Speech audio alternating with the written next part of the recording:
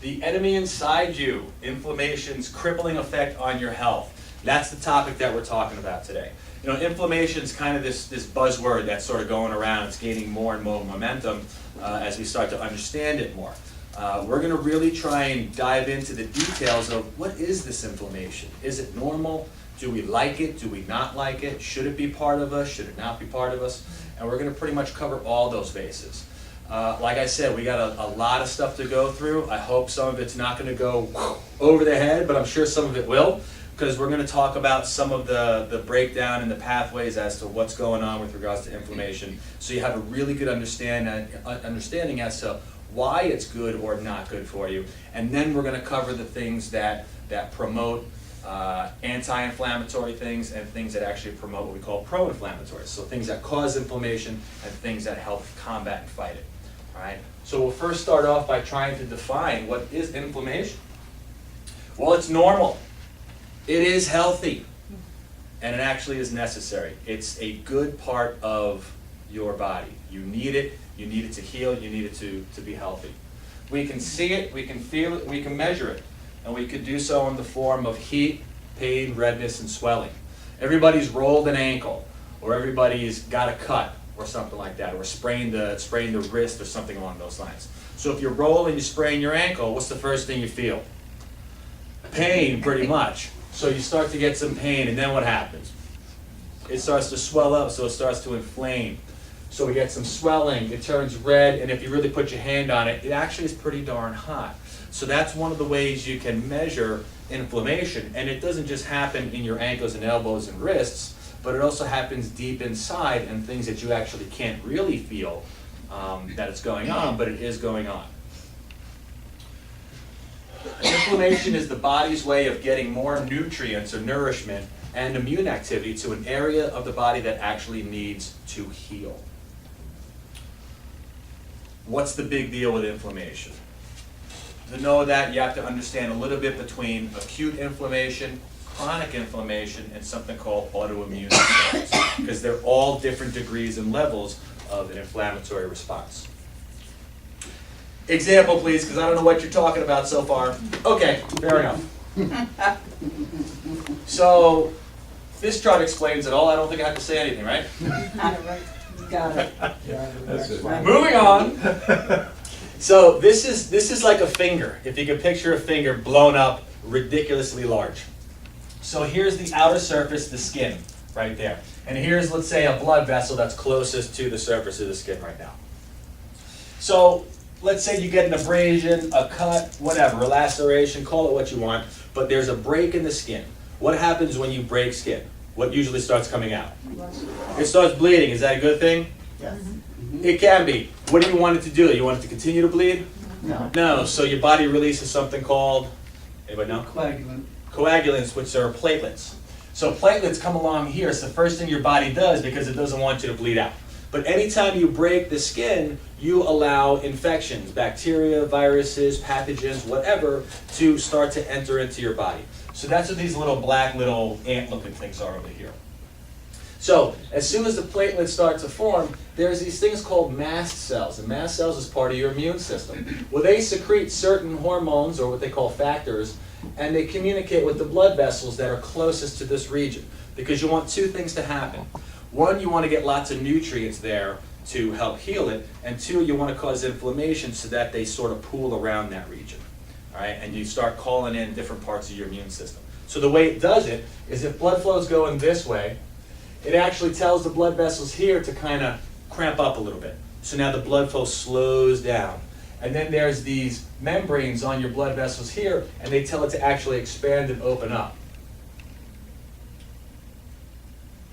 So now it allows these other cells called neutrophils and macrophages. Don't get lost in the big terms, please, but just sort of understand the concept. There's a lot going on that needs to be understood in order to understand the whole inflammatory process. So it tells the neutrophils and the macrophages to come on in. Neutrophils are like Pac-Man. You guys all remember Pac-Man? Eats all those little tabs. They come in and they basically, just like that, looks like a little Pac-Man. They start coming in here and chomping up all this bacteria. So inflammation first starts with an assault from the immune system. And then the macrophages send other things called cytokines, and the cytokines get into the bloodstream, and they go to the liver, and they go to different parts of your body to help stimulate other immune cells to come on in. They come slinging in here. They're cruising light speed, not really that fast, but they're cruising along, but they get slowed down because of the inflammation and swelling, and now they can leach out into that region and sort of combat the bacteria. Right? So inflammation is a good thing when it's acute and it's not long-term chronic. Any questions on that? Okay, so once the wound gets healed and your skin returns back to normal and the infection is gone, the inflammation goes away. And that's why your ankle kind of goes down on its own, whether you ice it or not, because it's been healed. Chronic inflammation, sometimes referred to as whole body inflammation. This is something that's been going on for a lot longer. It's a slow breakdown of tissue. It's basically damaged tissue that's being damaged pretty much over and over and over again. And there are a lot of different factors that can cause damaged tissue. A lot of that stuff we're going to cover in tonight's talk. But that's not a good thing to have. And then there's something called autoimmune. Autoimmune is sometimes referred to as the confused immune system. Basically, your body's immune system recognizes itself as an enemy. So, in the case of something like rheumatoid arthritis, you might start attacking different joints. Rheumatoid arthritis, sometimes when it's in a severe state, you kind of get that vision of that. Or sometimes it attacks the joints in the spine, or the shoulder, or the elbows, or whatever. Well, the immune system, those neutrophils and macrophages, are looking at your different body parts and saying, that's not supposed to be here. So it starts Pac-Man chomping away at them, and that's what irritates and breaks it down. Well, that causes inflammation, because inflammation goes to a site to, one, destroy it, and two, to try and heal it. So if it's looking at different parts of your body as an enemy, it needs to destroy it. So that's what creates chronic long-term inflammation and something like that. Autoimmune diseases are not clinically diagnosed until you have tissue destruction. So at the point where you're finally diagnosed with MS or rheumatoid arthritis or ankylosing spondylitis, it's not too late, but it's really been quite a bit. Inflammation's been there for a really long time. In fact, to show up on MRI for something like MS, you have to have 70% demyelination, which means the stuff that surrounds your nerves has to pretty much be gone almost 70% of the time, 70% of it, before you can actually visually see it on an MRI. So, you want to try and obviously, I'm always proactive. I'm Dr. Proactive, you know. I don't ever want to say, hey, you know, only come to see me when you're hurt, or only come to see me when you have allergies or asthma. We want to take a proactive role and sort of prevent that stuff. Inflammation, same thing. So you're going to want to do everything you can to really avoid the pro-inflammatory things and start incorporating a lot of the anti-inflammatory things. So inflammation contributes to a lot of disorders. Things like allergies, Alzheimer's, anemia, asthma, autism, arthritis, and that thing called ankylosing spondylitis. I'm not going to take a show of hands here, but I guarantee more than half of you have 2 or 3 of those things on there. A lot of people have allergies. A lot of people have asthma. You know, how many people do you know that say, "Oh, I just developed asthma this year," or I never had allergies in my life, and all of a sudden I have allergies? What's going on there? Long-term chronic inflammation. Our understanding of it is starting to become a little bit more. So now it's starting to make more sense why people are developing these things as time goes on. Cancer, carpal tunnel syndrome, celiac, Crohn's disease, and congestive heart failure. All forms of long-term inflammation. Depression, diabetes, eczema, fibromyalgia, that's becoming more and more prevalent these days.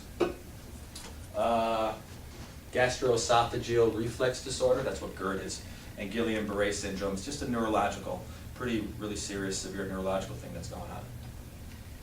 And then, of course, heart attacks and kidney and MS and psoriasis and rheumatoid, strokes. You know, a lot of these things that most of you have heard of, but they seem to be getting more and more these days. And inflammation has a big role to do with it. So we're going to talk about this thing called cholesterol. Anyone ever hear of it? How can you not? My gosh, it's advertised and pushed all over the place. So I wanted you to understand what this whole cholesterol thing is, because it's really gotten a bad rap. Everybody thinks cholesterol is just the enemy, it's bad. And maybe after we explain really what cholesterol is and what role it plays in the body, you might have a different opinion of cholesterol. And you might not, but you should. But cholesterol is normal. It's healthy. It's necessary. Why? Because cholesterol literally is part of the building block of every single cell in your body. Not just in your body, but on planet Earth. Every cell has some type of cholesterol in it. It helps produce cell membranes, hormones. It helps your body produce vitamin D and make it. It also helps with the production of bile acids, which helps you break down fats for digestion. It helps with things like the formation of memories. It actually helps create those synapses in between the neurons, which creates thoughts and memories as well. It's critical in neurological function. In fact, the brain contains over just about 25% of the total cholesterol in your body. I didn't know that before I started researching this, but that's pretty cool. Your brain is really fat. Everybody's got a fat head. Everybody. You know, it's made of so much, and you want to have good fats to create it. We'll talk a little bit about that as well. But for today's purposes, even though those are all really important things, I want you to understand that cholesterol plays a role in helping reduce inflammation in the body and actually promote healing of damaged cells. So, good cop, bad cop. Yeah, it doesn't really exist. I don't know, maybe it's a marketing thing. You know, everybody says my good cholesterol needs to go up and my bad cholesterol needs to go down. Cholesterol's cholesterol. There is really no good or bad. It's attached to what we call a high-density lipoprotein or a low-density lipoprotein. What does that really mean? Don't really worry about it. But high density basically just means it's a little bit heavier, it's a protein attached to a fat, and then cholesterol sort of slips in there. The low density, they try to pin the villain on because they think it's lower, it floats around, and it adheres to the inner walls of the arteries, and that's what creates plaque. There's a little bit of truth to that. Our cholesterol is in the plaque that's in your arteries, but it's not there for the reasons that you've probably been taught. And we'll explain why in just a little bit. I have a lot of explaining to do in just a little bit, don't I? But I really will explain all these things. So, I don't often just throw up a bunch of quotes, but when somebody that has a degree and is actually a very intelligent individual breaks it down and makes it plain common sense, you gotta listen. So, Ron Rosedale, MD, considered to be one of the leading experts in the U.S. for anti-aging, says cholesterol is a biocomponent of every cell membrane on Earth, like we covered. In other words, there's no life on Earth that could live without cholesterol. That'll automatically tell you that in and of itself, it cannot be evil. It's actually good for you. If excessive damage is occurring, such that it's necessary to distribute extra cholesterol throughout the bloodstream, like raising your cholesterol levels in your blood when you get your blood test. Over 200, bad? I don't know, maybe not.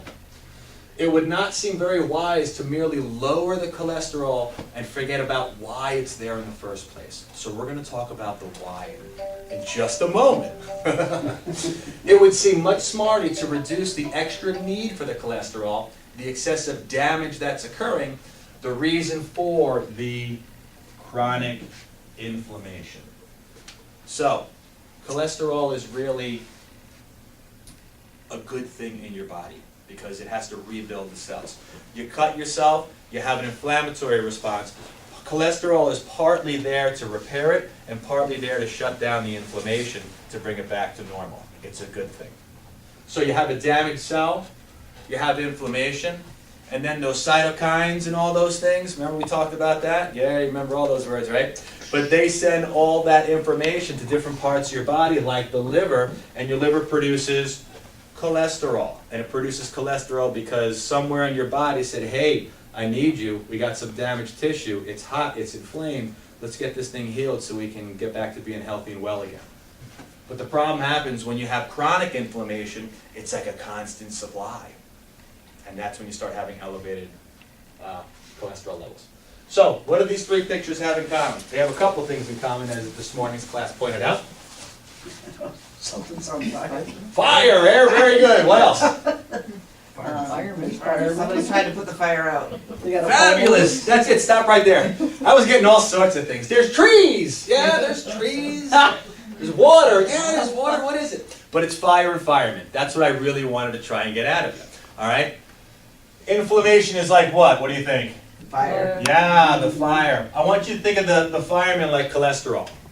Now, let's say you just woke up from a coma and you had amnesia and you couldn't remember anything.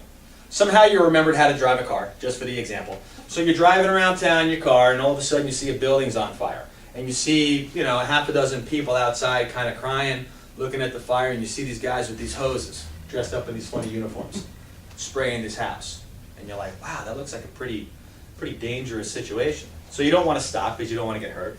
So you drive down the road, and then a few hours later you're driving somewhere else and you see another fire.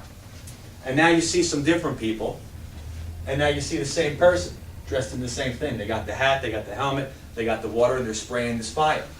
And you said, huh, that's pretty interesting. But again, I don't want to go anywhere near it. It looks pretty dangerous. So then the next day you're driving around, and what do you come across again? Another fire. But this time you don't see anybody. But you see these guys or gals dressed up with the helmet, with the hoses, with the jackets. If you knew nothing about fires, if you had no idea what was going on, you might draw a conclusion and say, you know what? Every time I see this fire blaring out of control, I see these guys with hoses and helmets. They must be causing the fires. I got an idea. We should fire the firemen, or at least get rid of them, drive the number down, because those guys are nuts. They're going all over town creating havoc. It sounds ridiculous when you say it that way. But your liver's like the firehouse, and when there's a fire and inflammatory process in your body, it says, ding, ding, ding, we got a red alarm, go. And it sends the fireman, which is your cholesterol, to help repair the damage that's being done, like the inner walls of your arteries. So maybe the inner walls of your arteries are being inflamed and irritated because of some of the things that we're going to talk about in a little bit. So it has to cool it down and repair it. So yes, there is cholesterol in the plaque that's on the inside walls of your arteries. But is it a bad thing to be there? Probably not, because that's what's actually helping to heal the cells, not cause the problem. Kind of makes sense? Okay. So are cholesterol lowering drugs effective? Well, most of you pretty much know about this ad, or at least have heard of Lipitor, unless you've been in a coma and you just woke up yesterday and know how to drive and point out fires. So here's what and this was several years ago. Lipitor reduces risk of heart attacks by 36%.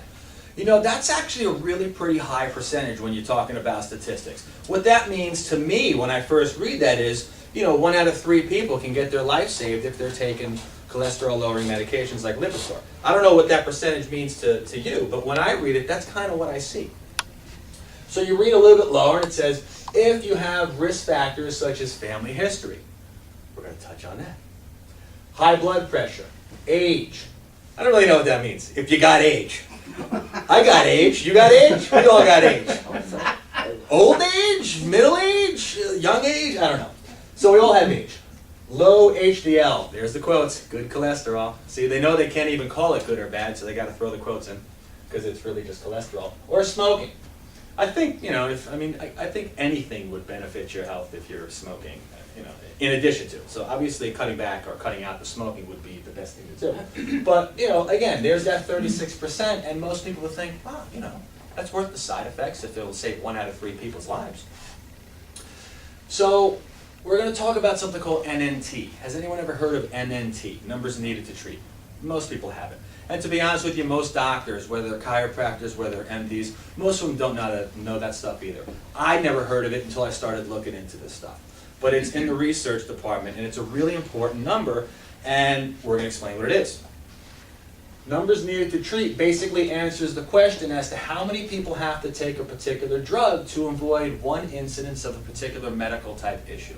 So let's use heart attack as an example. So if your NNT is equal to 100, that means 100 people have to take a drug in order to prevent one heart attack. So drug companies, they don't really want you to know about the NNT number because it really makes their miracle drugs look like flat, boring. So let's go back to this ad. So Lipitor has been shown in clinical studies. Well, that's what it says here. Lipitor reduces the risk of heart attack by 36%. What's that right there? Asterisk. That means you better read something or you're going to look like an asterisk. All right? So you really got to kind of go down. It's even smaller writing. But that means in a large clinical study, 3% of patients taking a sugar pill or a placebo had a heart attack compared to 2% of patients taking Lipitor. So it's a 3% compared to a 2%. Okay, so what does that mean? Nothing. So that means for every 100 people who took the drug, and this was over a 3.3-year period, 3 people had heart attacks that were on placebos, and 2 people had heart attacks that were on Lipitor. So what does that mean? That means the NNT resulted in 100. So 100 people had to take Lipitor in order for it to save 1 heart attack. That's a big difference between my impression of 36% are going to decrease your risk by 36%. It's really more like 1%. So 100 people have, did I just say that? Yeah, they have to take it for 3 years to prevent 1 heart attack. So the other 99 people, well, they just, wasted thousands of dollars and suffered a multitude of side effects along with it. So how'd they get the 36%? You gotta ask that question. We're asking. Stand asking. We're asking. What's the question? How'd you get it? It's a percentage of a percentage. That's how they came up with it. So there's a 2% in one group and a 3% in the other group. So 3% is technically 1/3 higher than 2%. Got that? Follow me? Oh, Good. gotcha. Okay. So 1/3 equals 33.33333%. So 36, I don't know. Maybe this was 1.99825, and then this was 3.0056. Whatever it is, and then they rounded it up to 36%. So, can they legally claim 36%? You betcha. But would you rather know the NNT, or would you rather know that number? NNT. It paints a little bit of a different picture. And do you think, just to add a little more insult to injury, do you think they're going to present their best research out there to promote their medication, or their mediocre or lousy? Okay, so this is the best. That's the best. So the other studies are showing, I don't know, maybe no difference, maybe worse. And that's what some of the studies show, is that some people, and it's all about heart attacks and strokes, by the way. I mean, that's why people take cholesterol-lowering medications, is because they think they're going to have a heart attack or stroke with the buildup of plaque. So a lot of the studies are really contraindicated or contradicting a lot of those findings. And it's coming out more and more, and it's been coming out as well. So, I'm not telling you to not take your cholesterol-lowering medications. I cannot do that. Let me be super clear. I can't advise you on your medications. I can certainly try and educate you and enlighten you a little bit so you can ask questions with maybe your doctors or whatever, or go research some of the stuff on your own. It's your health, it's your body. Ultimately, it's what you decide to do with it. So that's what this talk, that part of the talk is for you. So, what are the causes of inflammation? Diet is a big one. We're going to talk about some diet. I say that a lot. So we're going to go through that as we go through a lot of dietary stuff throughout most of these Tuesday talks, but a lot of it interrelates with one another. We're going to talk about environmental toxins, because that can cause inflammation, sedentary lifestyle, as well as overweight and obesity. Sedentary lifestyle can contribute to overweight and obesity, but just because you're sedentary doesn't mean you're going to be overweight or obese. There's a lot of skinny people out there that don't do anything, that are chronically ill and inflamed as well. So it's not just weight. We're going to talk about stress, because stress can pretty much affect everything. So we're going to understand a little bit more about why stress and how stress affects your health. Medications, over-the-counter as well as prescription. Smoking, just don't smoke. We're not really going to cover a lot on that. It's just going to say don't smoke.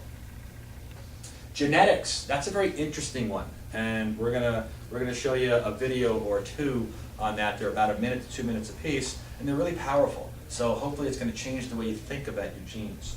And then chronic infections. So we got a lot to cover.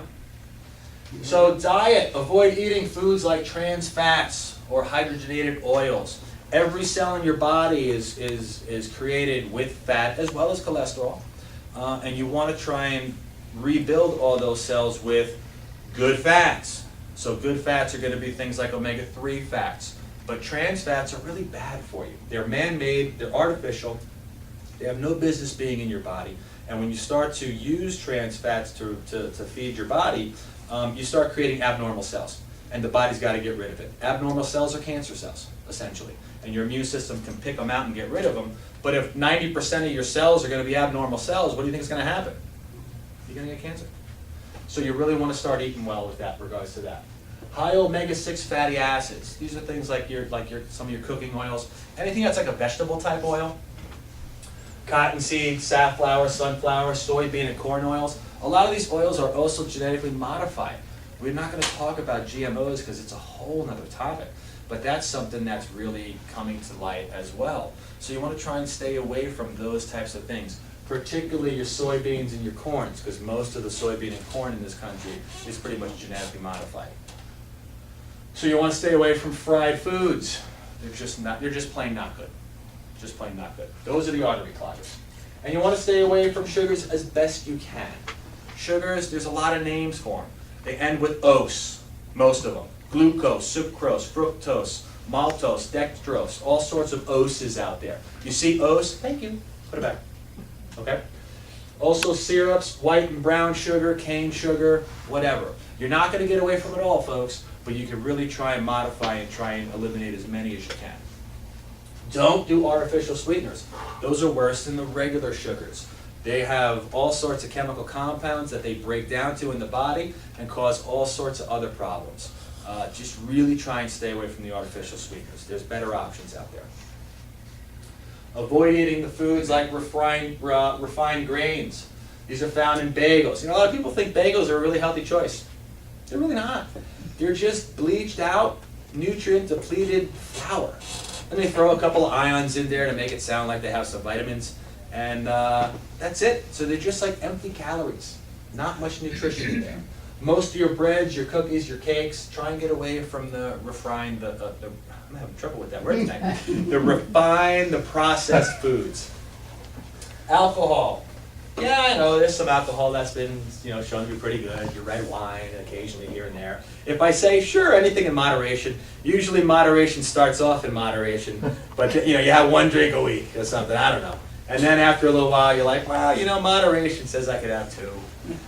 Moderation says I could have 3. So usually desensitize yourself until you're drinking a lot more, or you're having more refined grains or whatever. I'll still never get that word right off the bat right. Food additives and preservatives, food colorings. Was it last month? 2 months ago? 2 months ago, right? We did read your labels, recipe for disaster. We talked about natural flavorings. Yeah, you'll want to go back and listen to that one if you missed that one. But there's, when you see natural flavors, it could be anything that exists in nature. So it could be, I don't know, mint leaves, but it could be toenail clippings of an ox or something. I don't know. There's all sorts of weird things that they use for natural flavorings, and we covered a few examples. Just for the shock value, go back and watch it. But also things like MSG, that's really toxic to the body as well, and it's going to create a lot of inflammation inside your body at different levels in different areas. Dairy products, most people really have some type of sensitivity to dairy. Whether you express it as inflammation outward or not, like you develop a cough or a sneeze or whatever, usually it's some sort of low level type thing. We're not really designed to drink the milk of cows. I mean, there's no other animal that really drinks the milk regularly of other animals. Like you wouldn't see a dog latch onto a lamb, when they're first born or something. But we as humans, for some reason, think that that's okay. So it's really not a great option. Stuff like that. Not the best option, but it's okay to get some probiotics and things like that. There are certain, obviously we eat animals, so having some of the meats and some of the byproducts of animals are okay per se. But I just think milk is just blown. It's just really pushed way too hard. Wow. And red meat. That was a little sad for me. I like my red meat. I like my steaks, I like my burgers, some of those things. So whenever I do it, I really try and get the grass-fed meats. I don't buy a lot of stuff from the grocery stores because they come from these cattle farms that are just wedged into things and they never go anywhere, and they're fed. They're probably fed genetically modified corn grains and stuff like that. So. And then they get infections, so they're loaded with antibiotics and steroids and hormones, and that stuff gets into the meat, into the body, and that stuff is what you consume. So that is loaded with all sorts of inflammatory stuff. So really, you either want to try and go organic. If it's a little too expensive for you, at least go to some of the local farmers markets and buy some of the local stuff. You can go visit their farms. You'll see that their cows pretty much walk around, hang out, they chew on some grass. They might eat some grains. Okay, but they're at least getting some of the good stuff too. chances are they're not riddled with antibiotics and growth hormones and steroids and stuff like that. So it's a much healthier option, even if it's not organic. And then you can start eating a little more regularly. So, eat foods like the omega-3 fatty acids. That's the good fat. Right? Those things are going to help rebuild your cells. And that's found in cooking oils like olive oil, some coconut oil, some macadamia nut. I've never tried macadamia nut. I'd be curious. Has anyone ever tried it? You tried it? No, but it sounds good. Yeah, I like macadamia nuts. They're tasty. They're good, they're just expensive. They're expensive, they're delicious. Yeah. So, assorted nuts, avocados, fish, those are really good sources of omega-3 fatty acids. So that's what I would really start. That's a big one. I'm a big proponent of omega-3. Whether, if you're not getting it in diet, absolutely get it in supplement form, because it's really going to help you just be much, much healthier overall. Fresh fruits and vegetables. Is there anything on the planet that you can't benefit from eating more fruits and vegetables? Eat the rainbow of colors. We got a lot of different colors over there with regards to fruits. Most people had some. Great, I applaud you. Thank you for taking some. But it's just really going to help your body with antioxidants. It's going to help drive down inflammation and help promote better overall health and wellness. Dairy, kefir, unsweetened yogurts. Now, try it. Most of the yogurts out there, they're riddled with sugars.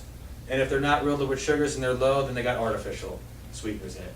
Read your labels. Just get the unsweetened, plain old yogurt. It really isn't very tasty on its own. Look for the whole fat. Personally, whole fat, yeah. But I would, you want to sweeten it, throw some blueberries on there. Maybe drizzle a little bit of local honey on there or something, some sort of natural sweetener. Yeah, exactly. Something that's really natural. Read your labels, because a lot of the maple syrups, they're corn syrup. And they throw a drop of maple syrup in, they call it maple syrup. We threw up slides on that. It said 2% maple I syrup. can tell the difference between the Oh, maple it's awful. syrup. It's awful. I could never eat that other stuff. Yeah, they're terrible. Oh, the smell of it makes me sick. So there's some of the sweeteners. Honey, stevia. I use xylitol. It's one of my favorites. There's actually been shown to have some good health benefits to it, not just simply not the bad stuff. And organic, free-range, or grass-fed meats, as best you can. I'm not one to try and just give you lists of stuff to go. Everybody memorize it, because I'm going to quiz you in just a little bit. For me, I like the more simple things, but you have to sort of educate yourself a little bit on what the things are. Like if I just told you, eat omega-3 fatty acids, you might be like, okay, great, what's that? All right, so you got to know a little bit more. I could list tuna and salmon and rainbow trout and avocado oil and all these other things for you. So if you're someone that needs a list to follow what's good and what's not good, I'll give you a website to go there. But I'm not going to stand up here and just say, okay, here it is, ready, get a pen and go. By the way, we do have a handout for you, so we'll give you that as well. But when you look at these lists, what's most of the things that you see? Fruits and vegetables. There it is again, fruits and vegetables. You see some seafood on there. You see some, where are they? Okay, cayenne pepper, that's really strong in anti-inflammatory processes. Ginger, turmeric, some of these things, these have really good anti-inflammatory things. I would highly suggest that when you cook with, invest a little bit more money, and it's just a tiny bit more, but invest in organic herbs, in organic spices.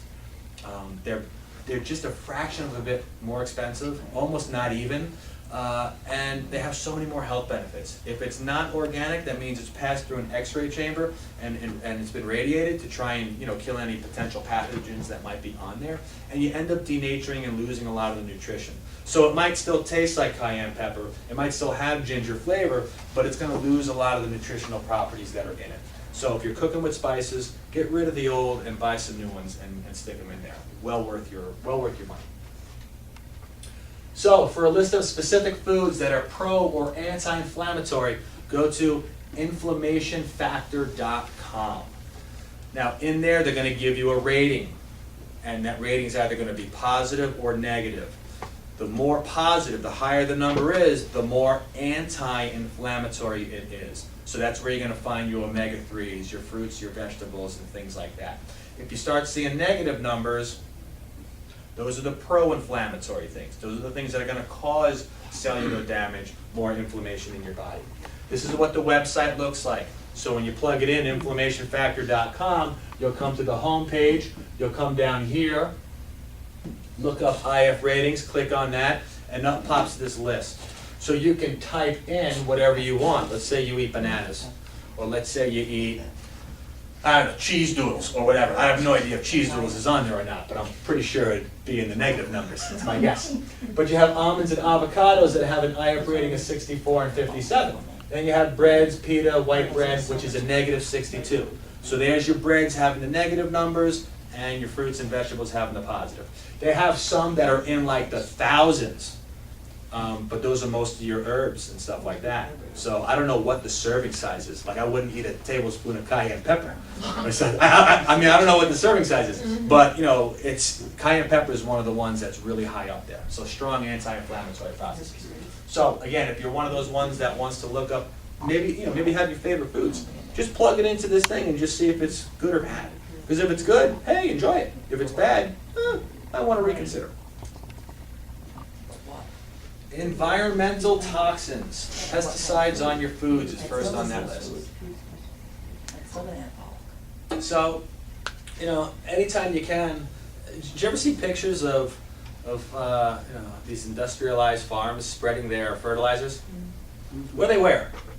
Anybody know? Goggles, Oh vests. yeah, they're like, They're in like body armor. I mean, they're in like these nuclear suits. I mean, they got head to toe. They got it. They got this whole shield down. You can't even see their face. These ridiculously sized bags on their hands, and they're just sort of rolling around or driving the tractor. If it's that toxic to spread it on food, do you think you should eat it? No. Probably not. But we do because the bugs, you know, kill it and whatever. So you really want to try and eat local as best you can because they don't have to knock it with all those preservatives as much because they're not shipping it across the country. Again, if you can get with the organic, do it because they're going to use different ingredients for their pesticide control and so forth. So, but if you can't, again, try and go to the local farmers market. Some of the grocery stores, you know, sell local stuff. Like Wegmans has some local farms that sell their stuff. So try and buy those things. It's a much better option than the other ones. Personal care products, things you put on your hair, your shampoos, your conditioners, gel, whatever. Things you put on your skin, moisturizers, makeup, suntan lotion, things like that. There are chemicals that they use in a lot of those things that can be really toxic to some people. And that ramps up the level of inflammation because your body's trying to get rid of those toxins. But if you rub it on, it's there. And it starts to leach and absorb into your skin. Certain perfumes, nail polish, whew. Who goes and gets a manicure or pedicure? Anyone? No one's gonna fess up. Fabulous! Fletch, I love you. So anyway, even if you walk by them in the mall and you're like, whoa, how do they work in those places? I have no idea. No idea. Cleaning products, laundry detergents, household cleaners, toilet bowl cleaners, whatever. In our house, white vinegar. That's it. We don't have the Lysols, we don't have the Tidy Bowls, we don't have any of that stuff anymore. I just spritz vinegar on the window, no streak, better than Windex, it's awesome. We clean our countertops, we clean our toilets. I wouldn't suggest eating white distilled vinegar. If you clean your toilets with it, don't eat it. You know, it's a good rule of thumb. But not very good for you to ingest. But I don't know of really anybody that has a sensitivity to distilled white vinegar. And I've looked around quite a bit. But I know lots of people that have sensitivities to all sorts of these cleaners. Ammonias, oh my gosh, those are horrible. My father used to tell me, and I don't know, he should have been arrested. In today's day, he would have been arrested. But, you know, we used to clean his windows in the office, and he's like, put a little bit of bleach and ammonia in there. Oh, are you crazy? You know, really? You want me to do that? For real? I mean, those windows sparked. You know? Paint came peeling off the sides. Anyways, it was a little bit, but when we put it in, we were like, oh my gosh. I had the squeegee on it, looking away. Very toxic. I wouldn't suggest mixing them. Volatile organic compounds. It's my thing. Talk to me.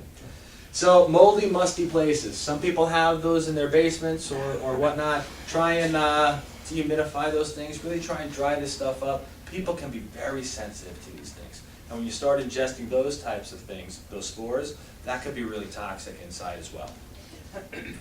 Scented candles, air fresheners, that new car smell, you know, all those things. Sometimes I get into people's cars, or I borrow someone's cars, and they have all these, you know, they got like an air freshener plugged into every one of their airports. And they got one hanging, it's like a pine tree. I don't even know if they make the pine tree anymore. But they got the ones with, hanging from that. What are you hiding? I walk into that car and I'm like, oh my gosh, so that's what vanilla smells like. No, it smells nothing like it. But that could be really inflammatory and you don't even know it. So just clean out your cars. Lawn care products like fertilizers or weed killers. Secondhand smoke and BPA plastics. Some people, they try and increase their health and they want to drink more water and they buy lots of bottled waters and they store it in their garage and sometimes it heats up and sometimes it stays cold or it gets shipped in those box containers that are, in the heat. And You never know how long it's hanging. Exactly. So when you start heating up plastics, you're going to start leaching a lot of those BPA chemicals into your waters. So you may be consuming water, which is a better choice than really anything out there to drink. But you might be consuming some of the BPA products, which is really quite toxic. Bless you. And when you start doing that, it can cause quite a bit of inflammation. So, I don't even know what to suggest on that. Maybe just try filtering your water, boiling your water if you want. If you use a container, get a stainless steel. We carry stainless steel ones. Or if you want to get plastic ones, make sure they're BPA free or use glass or something. Those are going to be much, much safer for you. So, again, I can't cover all of them, but if you go to this website, ewg.org, Environmental Working Group, you can plug in whatever you use. Maybe you use, Pert shampoo or Suave or whatever those brand names are. Plug it in, and they'll give you a toxicity rating, and they'll let you know if it's, recommended or not. And obviously, you want to get the lowest recommended toxicity you can find. There's over 2,500 different personal care products that they have listed on their website. And their website looks like this. So you go to the home page and then you scroll on over to consumer guides. And then down below, I can only show you the top part because obviously I can't take the picture of the whole thing. But there's probably about 8 or 12 different categories like this. And this one talks about meat and antibiotics. The next one I believe is probably pesticides or foods. The next one is skincare products. And then there's household cleaners. And there's all sorts of things. So whatever you got at home, if you're using cleaning products and you want to try and continue to use some of them, check them out. Look them up and see if they're safe. If they're not safe, okay, get rid of them and try something else. I would suggest white vinegar. Works great. Sedentary lifestyle. Told you I had a lot of information going. So, that doesn't look very healthy. But sedentary lifestyle isn't just couch potatoes. Sometimes you are a product of your environment. Sometimes it's your job. Sometimes you're stuck behind a computer 8 hours a day, can't get up. So you sit there and you eat. And if you really want to go to the grave early, get poor posture like that. Forward head posture, one of the most chronic things I see in our practice. Severe forward head posture will knock 10 years off your life. That's what the research shows. Because it stresses that upper cervical area, irritates that brainstem, and just causes the nervous system to not work very well. Work on your posture. Get yourself more upright. Check the ergonomics. Very good. Very good. Wait. You see someone like that, poke them. Poke them in the side. Get them up. Or maybe you're a driver, truck driver, or you're a sales rep or something, and you're driving all over the Northeast. We have some patients, they come in, they're like, yep, 1,200 miles last week. Wow, 1,200 miles. And that's kind of average for some people that have to drive to Maine, to Buffalo, down to Pittsburgh and back in a week. So you need to incorporate some exercise. There's 3 types of exercise. Ideally, I would like you to get a combination of all 3. There's flexibility, aerobic, and anaerobic. Flexibility is just simply doing some stretches, lengthening those muscles. Hold those stretches for at least 30 seconds as best you can. Doesn't count. All right? You may have moved the joint, but you did nothing to increase flexibility. Lean, hold, 30 seconds, time it out, you'll be like, oh my gosh, this is taking forever. So obviously you can't stretch every muscle in your body. You'll do that in a 24-hour period, and then you got to start over again. So pick and choose some of the things that you want to stretch and loosen up. Aerobic is basically anything that's going to increase your heart rate as well as your respiratory rate, just to get more oxygen into your body. So, things like cycling or swimming, a nice brisk walk, a leisure meandering stroll through the mall doesn't count. You won't want to be able to carry on a full conversation, but if you can get 2 or 3 sentences out and say, whew, 1 second, catch your breath and then talk again for a couple of sentences, that's a pretty good pace to gauge. Hiking, tennis, Zumba is becoming a lot more popular these days. There's water Zumba that I just found out recently. So for those that have arthritic joints that can't really move well, get into the pool and start doing some Zumba dancing What there. about the chlorine in the pool? Isn't that bad for you? I definitely wouldn't say it's all that great, but you're not going to find a public pool anywhere that's not going to have chlorine in there. Spray yourself off, wash off as much as possible. Weight training for anaerobic. Anaerobic is basically any type of weight, muscle building type thing.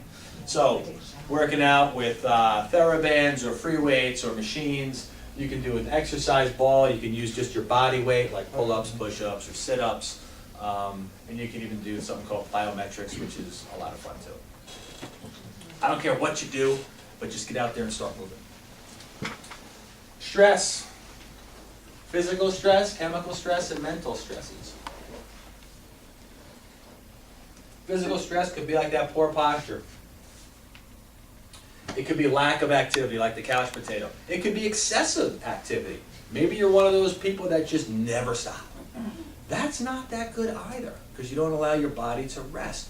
And you're constantly, exercise doesn't really build muscle per se. Exercise breaks you down.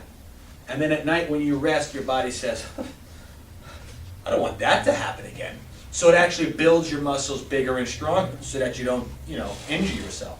But then you do it again the next day, and you do it again the next day. And your body rebuilds and repairs itself bigger and stronger, and that's how you actually increase your strength and size. So, overexertion, you don't allow your body to heal. It's like a chronic inflammatory process. You're just constantly breaking it down and not allowing that healing process to finally go to completion. Chemicals like medications, over-the-counter, prescriptions, whichever. Food, we sort of talked a lot about the food, just a lot about the food.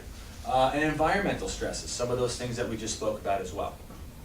Mental, emotional, spiritual, lack thereof spiritual. There's a lot of things with regards to mental stress as well. Even work environment sometimes that really stresses people out. But you got to get a hold on some of these things. How we doing with AC? Is that the one? NSAIDs, they stand for non-steroidal anti-inflammatory drugs. So they're things like aspirin or Advil or Motrin, Aleve, Celebrex. Those are all different types, different categories of something called NSAIDs. Everybody's pretty much familiar with at least the generic names down there. All right. I'm not going to ask for a show of hands, but I can, once again, pretty much guarantee that most people in here at least take them somewhat, and a lot of people take them on a regular basis. So, the FDA published this paper actually back in 2000, and the numbers have actually gone up since then. I researched that, tried to find the more accurate ones within the last decade or so, and I came across a lot of different websites that put them in their articles. But I don't like presenting stuff that just comes in opinion articles, even if they reference it. I really like to try and find the reference because I'm trying to give the facts out here, not my opinions. So I really try, once I get the paper, I'll present the more accurate or the more recent stuff. But back in early 2000, it's estimated that 103 people are hospitalized annually in the U.S. from NSAID-related complications in their gut and their GI. 103,000. What's that? 103,000? You said 103. I said what? Yeah, 103. 103,000, that's just a lot different than 103. 103,000. What's that word I couldn't say? So it costs in excess of $2 billion for that. Worse than that, an estimated 16,500 deaths That's a lot too. annually. But continue to read on. Occur each year in the United States among patients with rheumatoid arthritis and osteoarthritis. So when I read that, I kind of say, well, what about the people that take that stuff for headaches? Or for, a swollen ankle? Or low back pain? And they don't have osteoarthritis and rheumatoid arthritis. Are they not lumping those numbers in with the 16,500?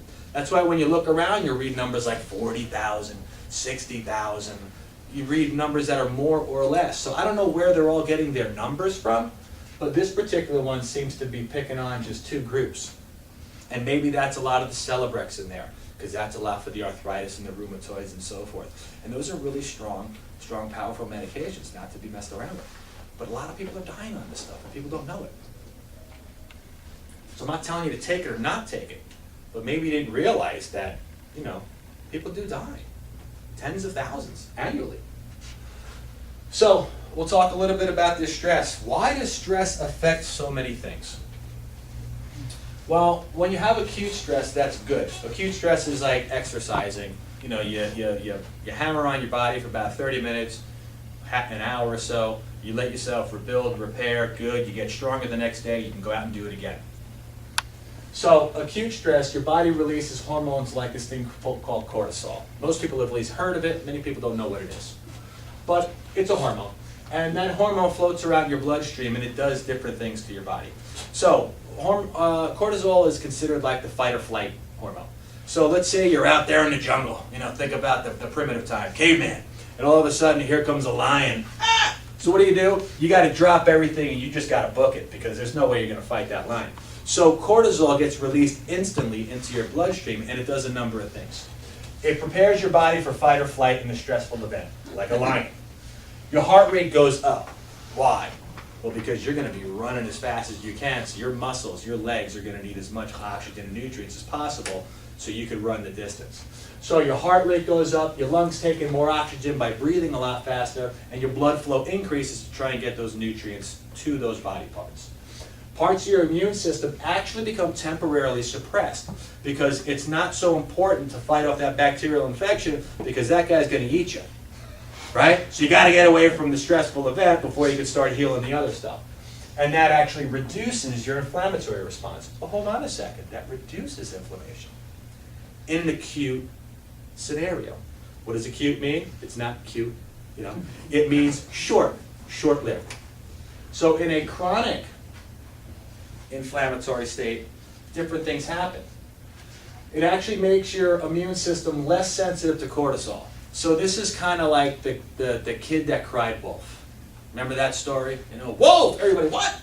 Everybody ran away. And then he did it again, wolf! And then he did it again, wolf! And then by the 5th or 6th time, it's like, all right, Charlie, there's no wolf here. And you don't start believing that there's a wolf around.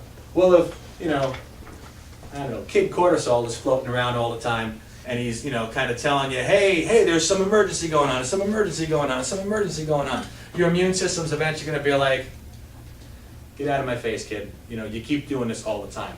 So it actually makes immune system less sensitive to cortisol. So what does that mean? It actually heightens the inflammatory response instead of lowers it. Because now the inflammation, which cortisol is supposed to be one of the factors to turn it off, inflammation doesn't believe it anymore. So it doesn't work. And it actually allows the inflammation to get out of control. So chronic long-term stress leads to overproduction and unregulation of inflammation in your body, and that's what starts to eat away at different parts of your body. And everybody responds differently. Some people's chronic inflammation causes rheumatoid arthritis. Some people it causes asthma. Some people it causes allergies. I don't know. I can't tell you what it's going to cause in your body. Only time will tell if you are in a pro-inflammatory state for long periods of time. So how do you reduce it? There's that exercise thing again. If you're not exercising, I don't know. I don't want to talk to you anymore. No, I'm just kidding. I'll talk to you until you start exercising. But do something. Go for a strenuous walk, a jog, a run. I hate jogging and running, so I don't like to do that, but I like to chase my kids around. I like to go for a bike ride. So that's my aerobic type activity. But you also want to do some stretching and strengthening as well. So get a massage. It's a great way to release some of that built up lactic acid things that are in there. All right. Watch a funny movie. Laugh with family and friends, and as I always say, laugh at family and friends. It doesn't matter. It's still gonna lower those cortisol levels just by simply doing that. Prayer or meditation. Great way to connect to something higher. Just, you know, give away some of that stress in your life. You don't need to hold on to it all. You can't control it all coming at you, but you sure can diverge it and push it and redirect it as best you can. Sometimes you got to suck it up and take it, but a lot of times you don't. You can use essential oil vapors like lavender or tea tree oil. Put it in a little vaporizer, let it run throughout the night. It can give you a nice relaxing night's rest for sleep. You can also, instead of putting that, those air fresheners on your vents, they have these ones where you could stick essential oils in there. Much safer, much nicer smelling, much Where do they healthier sell for you. those? Where? I have no idea. I Okay. just, It's not the ones out I of like the the way my sticky car smells. ones. Sometimes in the store, I have some. Breathing techniques cost you nothing but a little bit of time. You take a deep breath in as deep as you can for a count of 4. You hold it for a count of 8. You'll probably get a little lightheaded, particularly after the second or third time you do it. And then you blow out for a count of 8. It really gets a lot of oxygen into your body. It squeezes the lymph nodes, which gets some of that junk out of your body, dumps it into different parts of the lymph, moves it along, and then you breathe out all this carbon dioxide, which you're getting rid of things that are inflammatory in your body as well. It's super simple. Just do 4 or 5 deep breaths like that, and it'll make a big difference. Clean up your diet. Here we go with that food thing again. Reduce your medication usage when you can. Again, I'm not coming up here and saying, stop this or stop that. You don't need them. Some people do need them. But there are a lot of things that you can do before you have to get to that point. Or if you are at that point, certainly enter into that conversation with somebody who put you on the medication and say, you know what, I really want to try hard to kind of get off some of this stuff. And I'm willing to do what it takes, if you're willing to do what it takes, and start doing some of those things and work with your provider or whoever got you on that stuff to try and come off of it. They're not used to people coming off medications. It's not a usual thing to do. And it might be a bit challenging because they're not used to doing it, so they don't really know how to do it. So anyways, that can be a conversation you can have with your providers. Hey, see ya, chiropractor. See me, here I am. Right? It's not just looking at me, but I gotta see you on the table. I gotta adjust that spine, I gotta tweak that nervous system. I'm a doctor of nervous systems, not a doctor of bad backs. There is a lot you can do with the nervous system, the spine, and so forth. So, one way to reduce stress is to improve the function of your nervous system, plus it gives you better posture. You said the forward head translation, is that good? No, bad. Get yourself more upright, and you'll be a lot happier. Genetics. We are not merely a byproduct of our genes. Unfortunately, we've been sold this bill of goods. I got the diabetes gene. Looks like I'm stuck with it. I got the obesity gene. I got the cancer gene. I got the fill-in-the-blank gene. The human genome hasn't changed for thousands of years, folks. It's still the same genes. Our expression of those genes, however, has changed, and changed quite dramatically. There is a field that's been, we've known about this field for several decades now, but it's a field called epigenetics. Anybody ever heard of epigenetics? Okay. Epi basically means on top of.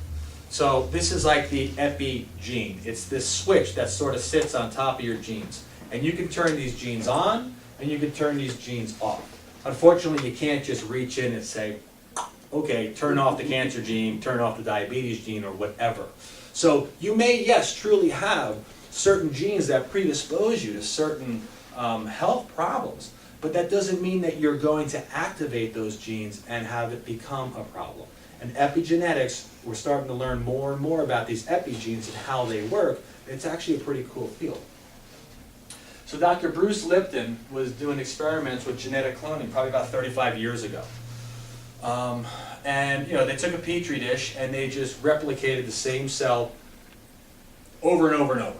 And they thought that was pretty cool. It happens with all of us when we have conception. Remember the old sperm meets the egg thing? Right. Remember the whole sperm meets the egg thing? All right. So that becomes one cell and that replicates over and over and you have identical cells. But eventually something happens, the environment shifts and changes, and now some of these cells start to form different parts of your body.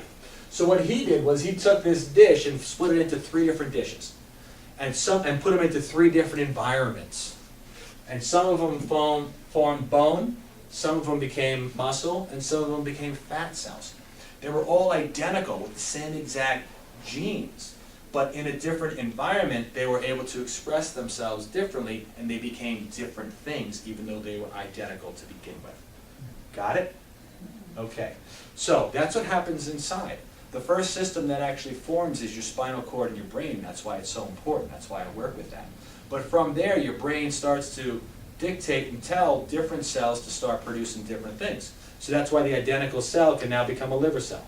And then the identical cell over here becomes a heart. And then this one becomes an eyeball. And that one becomes teeth. And whatever. All your body parts are made from the exact same cell. So I want to show you a couple of quick videos on genetics. And they're not very long, but they're pretty cool.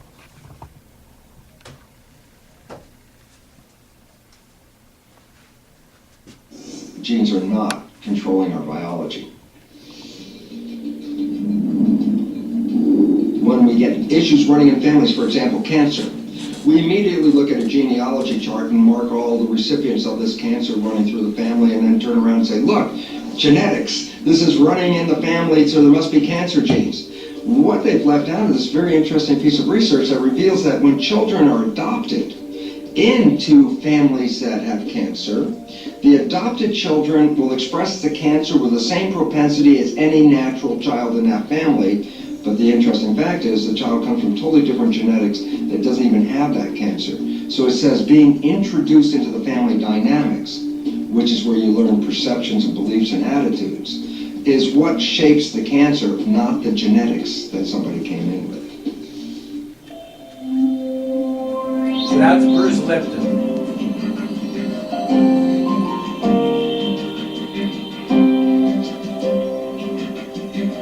I haven't seen that movie, but it looks extremely interesting, and I would like to.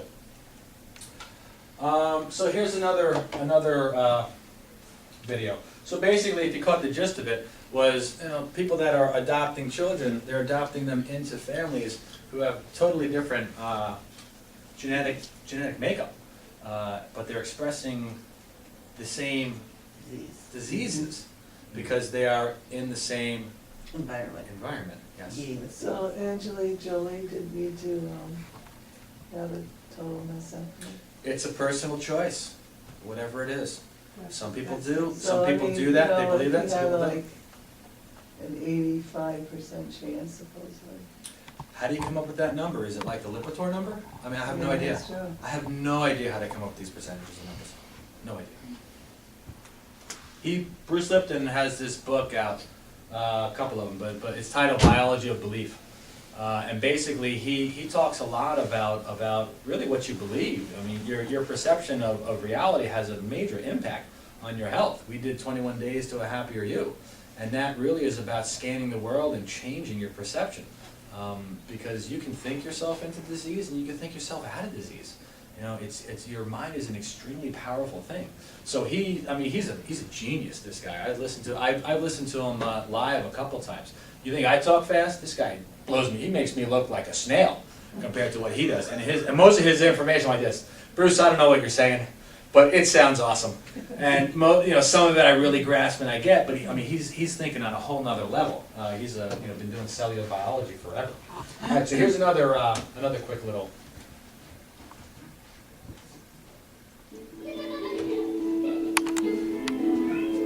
Imagine sharing life with a person who seems to be you.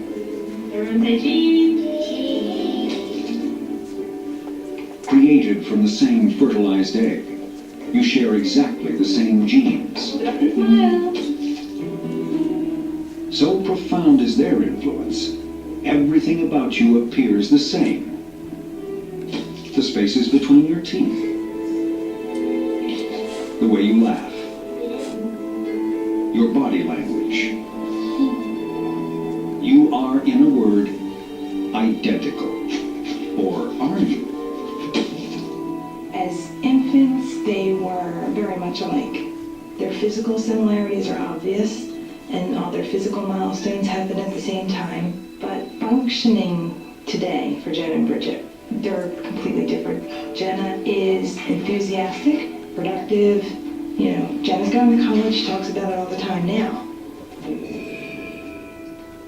Bridget is essentially nonverbal. She doesn't have purposeful conversational speech, and there's very unusual behavior. For example, she likes to spit on monitors and then rubs it in. I don't know why, but that's what she does. How could these guys be identical and so on such a different level functioning-wise? So if genes don't tell the whole story of who we are, then what does? Scientists suspect the answer lies in a vast chemical network within our cells that controls our genes, turning them on and off. It's a little bit like the dark matter, the universe. I mean, we know it's there, we know it's terribly important, but we don't really know all that much about how that symphony gets played out. We're in the midst of probably the biggest revolution in biology that is going to forever transform the way we understand genetics, environment, the way the two interact, what causes disease. It's another level of biology which for the first time really is up to the task of explaining the biological complexity of life. Ghost in Your Genes. Up next on Nova.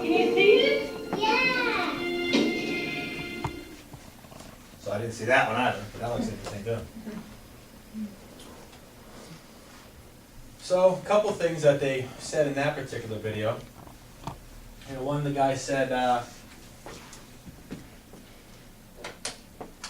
we know that there's essentially dark matter in the universe, dark holes, black holes. We don't know anything about them. We know that they're there, and they're there for a reason, but we just don't have an understanding. You know, the field of epigenetics, we're aware that they're there.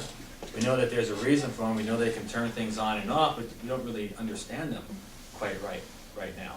You know, I have this immense amount of respect for the human body. I believe and I know that it was created to be pretty much infallible, to work and repair and heal and function like it's supposed to. But the choices we make tend to screw things up. And the more we innovate, the more we cut things out because we don't think that it's necessary. Like maybe your appendix or your tonsils, you don't need them. You know, gallbladder, you can get by without it. There's reasons for these things. We may not totally understand all these reasons. And then once we start, suppressing some of the symptoms and taking different medications and causing other things, you really can mess things up. So I think if we just really try and break things down and just let the body sort of express itself and work like it's supposed to, these epigenes will sort of kind of guide your way. Now, I'm not going to stand up here and pretend to know everything there is to know about epigenetics. That's not what I showed you.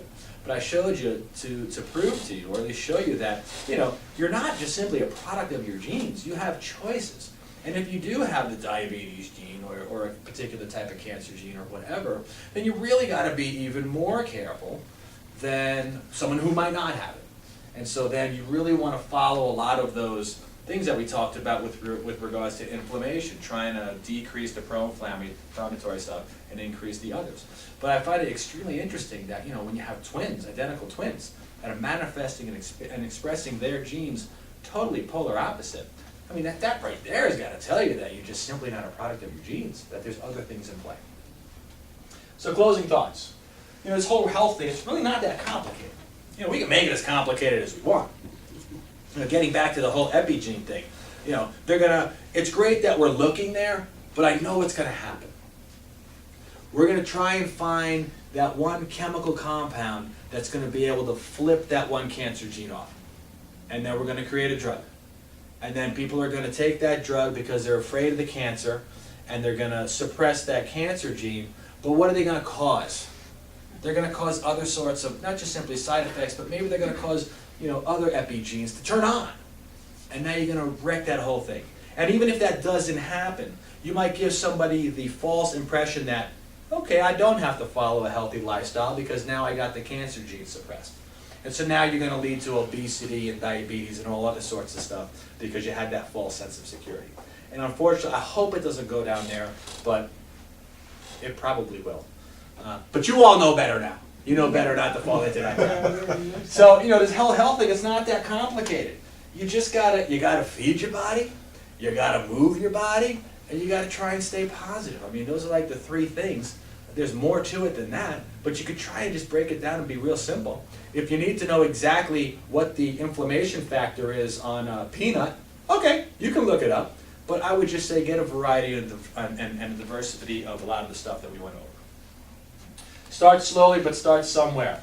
Start with cleaning up your diet. It's a big one. A lot of people want to do it. That's the #1 New Year's resolution. Lose weight, exercise, eat better. Okay, so do it. Get out and move more. Exercise. Replace some of the environmental toxins. Go to that ewg.org website and check out your stuff.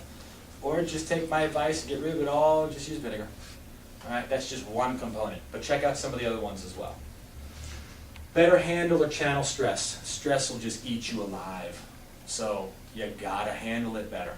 If you're not, I don't know how exactly to do it for you. There's a lot of ways you could do it. And then change your belief system. That's why I showed you the epigenetics. I'm tired of hearing people say, well, you know, my parents are obese, so therefore I'm going to be obese. Or, you know, I have diabetes in my family. I keep mentioning these same ones because it's so common. And, you know, nobody knows about the epigenetics, but they've been sold this bill of goods that their genes are going to determine who they are. And the truth is about 5% of people will be predisposed because of those, no matter what you do. But it's only 5%. The other 95% have a choice. Most people think it's the opposite. You have the genes for it, so therefore you're going to have the problem. So hopefully you can try and change your belief system somewhat on that. Whew, that was a lot of information, wasn't it?